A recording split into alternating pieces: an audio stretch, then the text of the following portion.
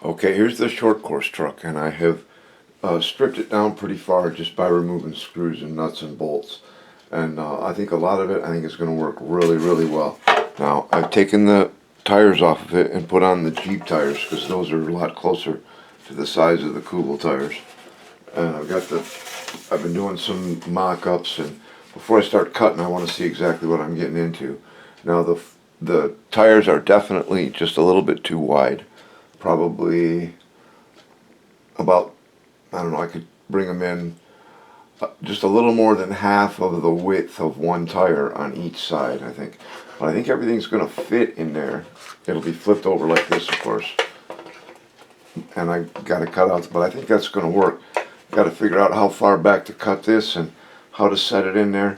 I might be able to keep the original mount for the servo and the receiver. But I'm going to cut it up, probably cut it in half first, and then remove as needed.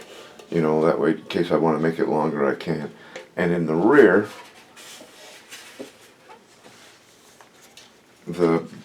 it's got the brushed motor in the rear. It's kind of like an old VW Beetle.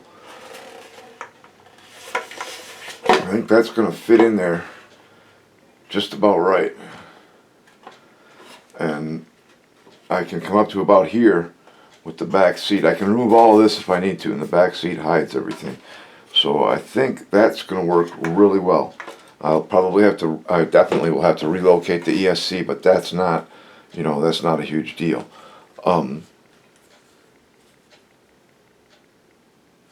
These are the arms I was talking about.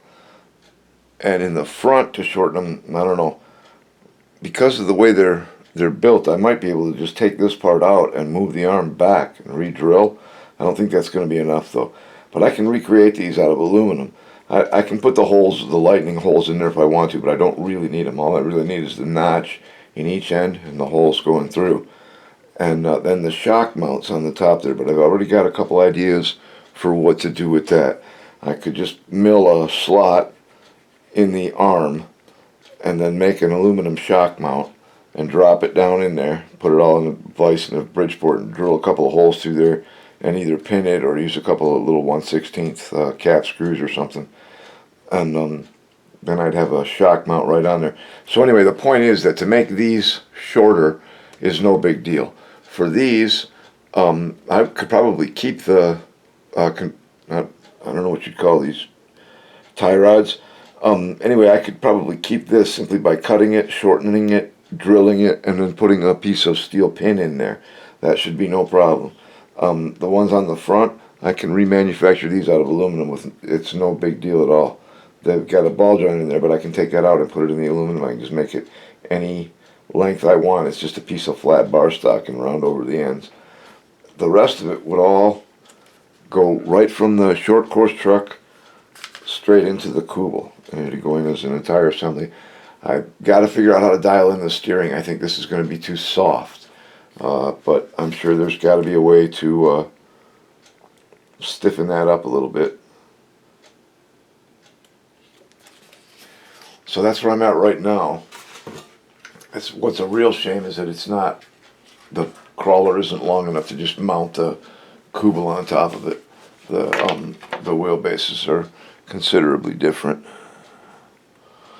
But I think that it's going to work out really well with the motor in the back, and then this piece goes underneath like so, and I think that's going to work out just perfect. I think it's going to fit just right in there. So that's where I'm at now, and hopefully during the week I'll get this unwired and cut. I might go check it out one time just like this, just to see how these tires act, because I put the tires on here but I haven't run it with the tires on, and the way it sits right now, all I got to do is put a battery in it and I can still run it just with no body. I haven't taken out anything vital yet, so I'll get to that though, and then I'll start cutting up the bottom. I really hate to cut these things up. I mean, it's just that first cut that really hurts. After that, we'll get it going.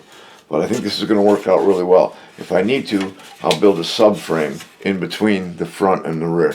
We'll have to see what happens there. All right, then. We'll see you next time.